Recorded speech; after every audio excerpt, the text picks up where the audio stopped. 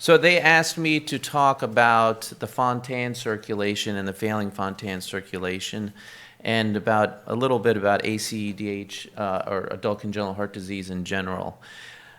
Please stop me during this if you have questions, because this is a field that we're all starting to learn more and more about, but is definitely coming our way. So there's no doubt there's a growing wave of young adults with congenital heart disease coming our way. So if you think about it, there are more adults with congenital heart disease than there are obviously kids at this point. They estimate anywhere from 1.5 to 2 million.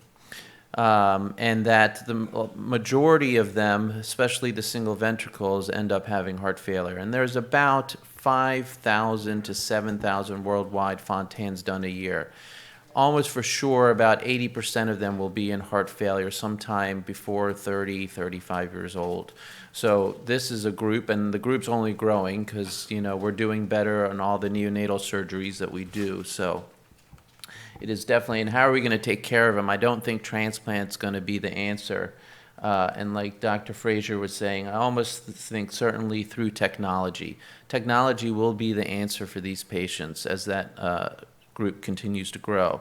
So what do we know about the TH utilization in congenital heart disease? There's been 80. That's a breakdown of females. Survival there is 56%. As you can see in the adolescents, they did much better, 71%, but the conditional 1 month is quite good at 73%. I usually think that if you're dying within 1 month, the vast majority of that is patient selection. Right, and again, I don't want to go back into my little tirade about patient selection, but again, I think that's the most important thing for a lot of reasons. So the literature on the syncardia and congenital heart disease is growing, but when I tell people that we're putting it in congenital patients, especially kids, the first question everyone asks is, how do you know it's going to fit?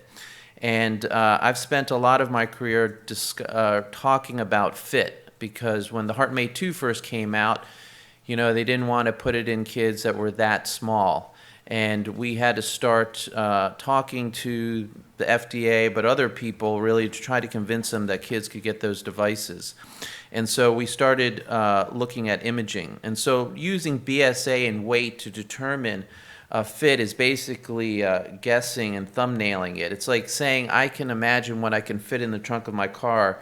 When you open it up, you can actually fit more probably than you think. And so it's very important that we get away from BSA and height and weight to figure out if a device can fit. Using BSA and weight is like asking your kids to play this video game, right? The movie's not playing, but that's Pong. I don't know if many of you guys probably remember. This is the first video game I played. Like, if I show this to my kids now, they're like, I don't understand what you're showing me. Are my movies not playing? Wow, that would be a bummer. Oh, they are. You remember that game, right? Because this is the game they play now, right? Totally different. Like, if you had to ask. So I think as we start thinking about fit, using BSA, this is what we call a digital experience or a digital fit. We've been doing this with HeartMate 2s, HeartMate 3s, all of these devices for quite some time to determine fit. But this was an 11-year-old Fontan who got a TAH. Now, the problem with this is what we call the digital age. So this is two people sitting at a computer, myself, the surgeon, and one of my colleagues, say like Dr. Moore. But, I don't know all the keystrokes. I don't know all that stuff. It takes a little bit. It's a lot of time consuming. But, we've been able to do a lot. So I've taken this really started using it for congenital heart surgery and doing biventricular repairs and things. And so this technology really has taken us quite a ways. But this was never really, I don't think many people would invest in doing all of this. So probably over the last 3 years, we've moved to this, which was a big jump for us. So now this is actual virtual implantation. So this is me by myself. They load the CAT scan or the MRI ahead of time. I have all my devices that I can choose from, and I can pick a patient and decide what device, where I'm going to put it, and all of those kind of things. We've been doing this for about 2 years. We are starting to make real progress in this. We just hired a guy who's, I keep telling everyone this, but a gamer. I love this. Didn't finish college, got taken up by some tech company, never finished college, but we just hired him, and we're starting to work with him in order not only to be able to do this kind of stuff, but to cut the heart, to feel the heart, and again, working, and here you can see, you know, this is the advantage. Like, I can bend down, look at the left pulmonary veins, I can look at what I'm going to compress or not compress, think about how I'm going to plan the surgery. And then the next step, which is recent, this is me catching a ball, so tactile sensation. This is probably about 2 years away. So not only can we manipulate the heart, but we're going to be able to feel the different devices in the heart and how to push it. We're also working with a company to look at hemodynamics or flow patterns, and they're out of Kyoto in Japan. But now, so now we've said the device is going to fit. So patients with a failing Fontan circulation, probably our fastest growing cohort. And when some of these patients are unable to be medically managed, and as you guys probably know, adult congenitals in general are very difficult and different than other patients to medically manage. And Fontan specifically, you know, there's not a lot of great medicine to help them. And so they're only going in one direction. And the question that comes up is, can you mechanically support them? And what I hear all the time is that MCS for failing Fontans does not work great, or the results are inconsistent. But, you know, I don't even know what those people are talking about. So to say a failing Fontan gives me absolutely no information. I don't know what that means. There are so many ways that the Fontan fails that to say that you're going to put a device in someone who has a failing Fontan, you know, you really have to start to think about that failing Fontan. Are they failing from left-sided issues, right-sided issues? Is it early? Is it late in Fontan failure? Or is it somewhere in the middle? And until you know all of these questions, you can't even really think about putting any type of device, whether a total artificial heart or a VAD, in a failing Fontan. So to think that the MCS in general, so a VAD or TH, oh, I have a failing Fontan, it's going to work, you know, is saying that just because something works on some patients, it's going to work in all patients. It's like saying, because super glue is good for some things, it's good for everything. It's obviously not going to be for the failing Fontan. And this is, again, the reason. It fails at multiple levels. So every Fontan, there are very few Fontans that are failing specifically for systemic ventricular dysfunction and not have other issues going on. They're all failing at multiple levels. And you have to take an inventory of all of those things and start making decisions of why that Fontan isn't particularly failing. One of the things I'll definitely tell you is I would never put a device in a Fontan patient without getting a cath.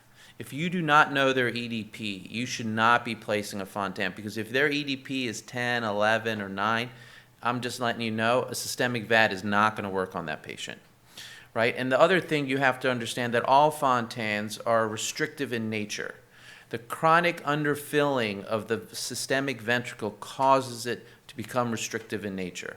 And so you have to also factor that in. So sometimes we get referred patients and they're like, oh, they're not very restrictive. But, you know, they're about to go to cath. They've been in the hospital. They've been dried out completely. You give them a volume bolus, and all of a sudden their ADP goes from 10 to 22, right? And so you have to do those things, and you have to understand that physiology before you start thinking about if you can support them. So when I think of Fontan failure, I have like 3 buckets. So you have the early ones. So almost all Fontans that start to fail get IART, right? Get this arrhythmia. And they can have some very mild onsets of symptoms. Now, a lot of these patients, back in the day, and these patients are going away, are the atriopulmonary Fontans, right? Or if you have an anatomical problem. Now, these patients, you can do a Fontan conversion. We showed that you can do this, and they do very well, taking them out of the atrial Fontan, putting them into an extracardiac conduit Fontan. But this group is really going away. So now you have this patient that's being followed with ART, maybe some symptoms. They go to the next thing. They go to AFib. If you're a failing Fontan and you have AFib, you have now entered a different category, right? You never go from IRT. IRT always goes to AFib eventually. And once you have AFib, you have to start thinking you've started the slide. You get some early liver, and obviously that's a whole different lecture, how you follow the liver through MRI or ultrasound and stiffness and all of this, some renal dysfunction. This slide, I mean, this is when you have to start thinking heart failure, referring for transplant. If you can get them to transplant now, they do just as well as all other transplants. But that's now, and it's very difficult to get that patient. We don't see that patient because you have to also understand, unlike an adult who all of a sudden gets heart failure and their legs start to swell, this kid's been living like this forever. So it is a slow slide. You know, Johnny just likes to play inside now. I mean, it just happens so slowly that the primary cardiologist, the patient, the family, they don't really see it. And kids compensate unbelievably. By the time you really start seeing it, you know, they're far down the road. And that is why, you know, Fontans have had this perception of, you know, they don't do well with transplant. Well, they don't do with transplant because they're already far down the road. And yes, they can do very poor with transplant. So this is the time, and Kirk Cantor, who's in Atlanta, demonstrated this, that if you get them early and pretty good, they can do just as well. But you don't always see that patient, right? And then during this time, you know, putting an SVAD, a systemic ventricular assist device, you know, if they start to worsen, can you help them out? Again, if you take that inventory and you know that they are mostly a left-sided problem, that they'll fill their VAD, then you can go ahead and put it in a VAD. Like this is, we've been doing a fair amount of Fontans and, VADs. So this is a 47 kilogram. We put a HeartMate 3. Some of the key things with these patients, one, I used to close their fenestrations. I leave their fenestrations, and if they don't have one, I open it. By the time they come to transplant, their SATs are in the 70s probably, mid to low 70s. Even when you leave your 4 millimeter fenestration, their SATs end up being in the high 80s.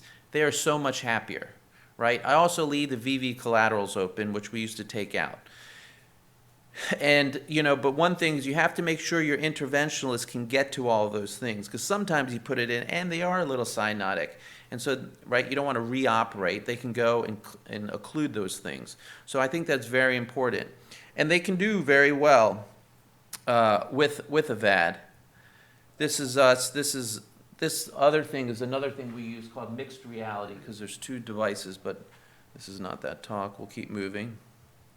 But she can do very well. So this is her. This is her course. She gets extubated. So putting in the device, right, there's 1,000 AP collaterals.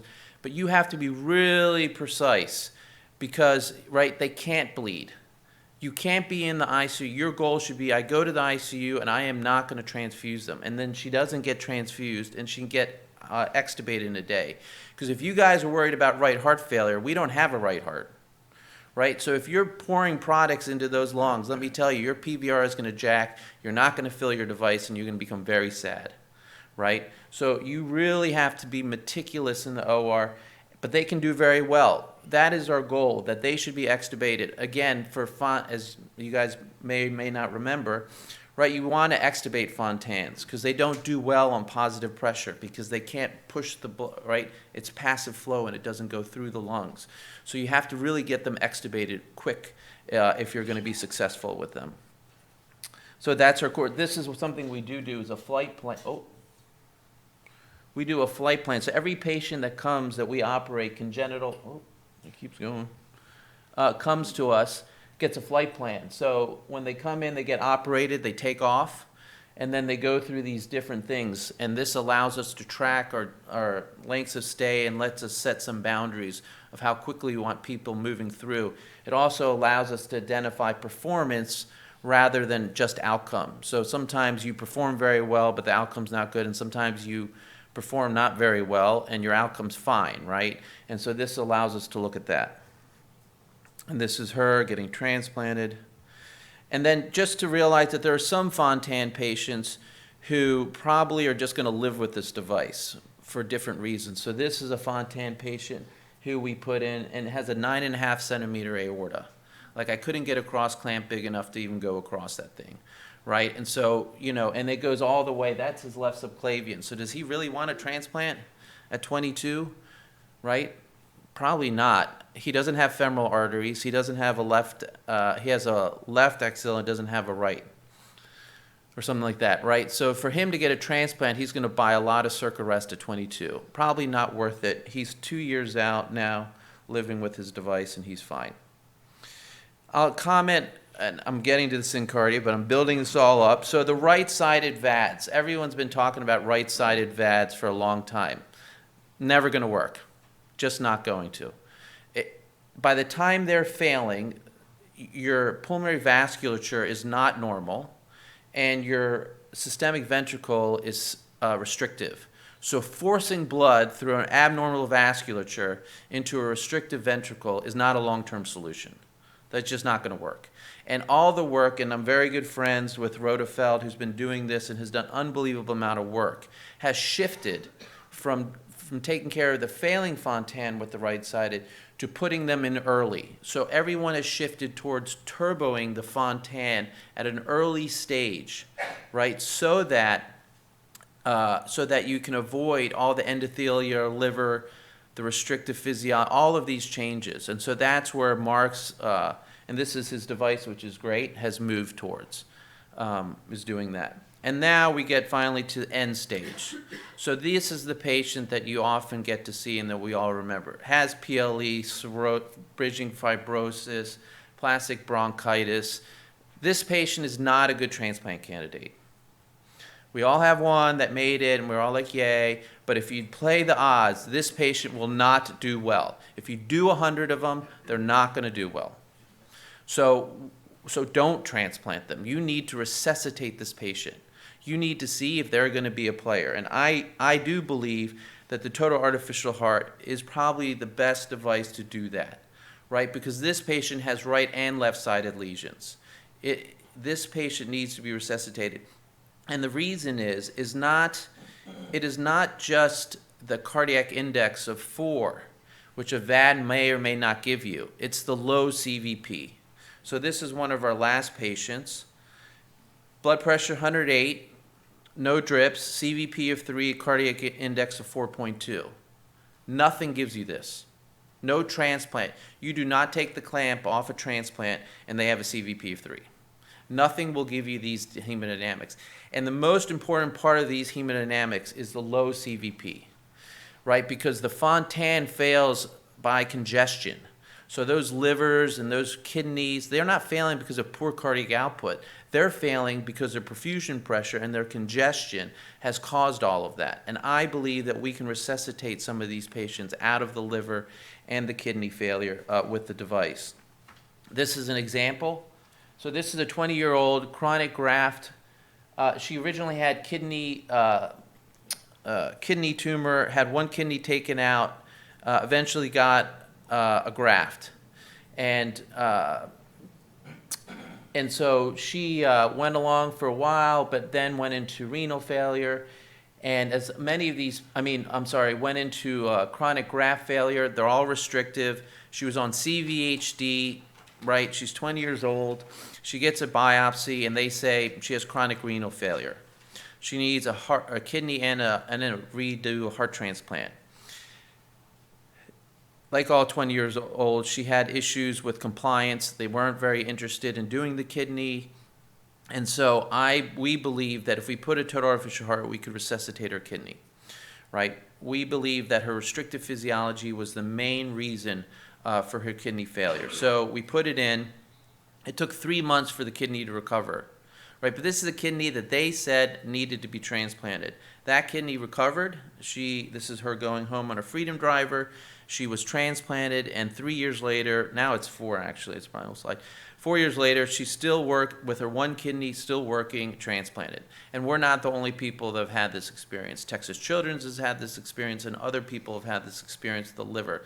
The liver has been a little more tricky. I forget what institution told me one time the TAH actually improved the liver a ton, but when they transplanted, probably because the CVP was no longer 3 or 4 or 5, they started getting some more problems with the liver. So, that's something that we were going to have to think about. So in terms of implant, here, I'll skip to this. So this is a successful story. We've talked a lot about putting the syncardia, but to be honest, there's only been 6 done, ever. And 3 of them, right? And the survival hasn't been great. But again, I would say most of them died in the acute period. And again, it's all patient selection. Now, one of the other things that was a mistake maybe in the beginning when it was put in was the fact that even though we put, we dial up that negative thing, that is not negative pressure at the cup. There's no suction there, right? That just sucks the air out. So everyone thought they had to create some capacitance chamber that was stiff, right? But the problems they've had are just compression. They're compression on the Fontan circuit, not really that there was sucking the Fontan circuit closed. So I've drawn this up, or I shouldn't say I drew this up, someone drew this up. I really believe doing an extracardiac conduit, this is how I would approach it, doing this extracardiac conduit, and really taking them apart, putting the right device way over here in the chest, and having it come across, again, it doesn't matter how long that graft is, and having the left separate. What you need to avoid is the IVC or any compression within the Fontan circuit. You have to take it out. So I would put a lateral approach to the Fontan. Many of you guys have probably seen it. This is an animation that we do for all of our congenital cases, but also we did for this. We're going to try to create one for the Fontan, but we have to make sure that that is a good way for it to work. And when you think about it, VADs and THs, if you look at all the literature, although people talk about it, what's out there in the literature is not many patients. But this is changing. I won't talk about our action group. Our action group just put an abstract of 40 Fontans with VADs, and we're about to do an Intermax PDmax, which about 100 patients with VADs and THs. And then this is something that I think is very exciting. So I don't know, for you guys not in the field, there has never been a chronic Fontan animal model. No one has ever been able to create that for many different reasons, because they're 4-legged and all this. Mostly people have done in sheep. I tried for about a year and a half. But the Hanover group has been able to create a chronic Fontan animal model, which shows changes of bridging fibrosis, which shows changes of in the kidneys and endothelial changes and all of these things. And so the thought that now we have a chronic animal model, we can do so much with that. But one of our first things we're going to do is, can we reverse those changes by using the TAH? And so this is an experiment, or this is a thing that we're starting with the help, actually, of Syncardia, who brought us together. And these are all the different things that we're going to measure and look at doing this animal study to see if we can start to really reverse and show some clinical evidence, show some animal evidence of the reversal. In the meanwhile, clinically, again, through this action group, and we can talk about that later, but there are about 4 or 5 very interested units around the country, or maybe the world, actually, because maybe some Europeans units will join us, who are deciding that we are going to look for those Fontan patients, agree what the indications for those Fontan patients are, put it in the same way, and try to manage them the same way. And when someone puts it in, we'll debrief, learn from them. So if any of the other centers do it, then we'll all do it the same way. And so I think that will be exciting. So in conclusion, MCS outcomes are, again, it's all about patient selection. I truly believe that in most cases. Results with the TH will continue to improve as we become more comfortable and we implant it at the right time. The use of general measures like BSA and weight, I think in 4 or 5 years that's going to go by the way of the flip phone. The TH hemodynamics are what are different, and I think it will resuscitate. And it doesn't have to be a Fontan patient. It can be other types of patients. Again, once you start getting older, that's a different story, so that's not my group, but I'm talking about young adults, 20s, 30-year-olds, and adolescents. This is just saying that you have to really think about the Fontan before you approach that. And if your center's not, have a lot of expertise in the Fontan, I would refer that patient. right? Because it is not an easy, and even the transplants of those people that know are not very helpful. And the TH Animal Project will give us great insight for the TH's potential to reverse many of the chronic consequences of the Fontan circulation, resuscitate these patients with little hope so they can be good transplant candidates. And I really think that's an important concept. It also will tell you those patients who will never do well even with a transplant. And there's some benefit to that. If you're not going to get better on the TAH, right, obviously if you don't have complications, but if you're not going to get better with that physiology, you're probably not going to get better with the transplant. And you probably shouldn't go to transplant, and we shouldn't waste that organ. Thank you.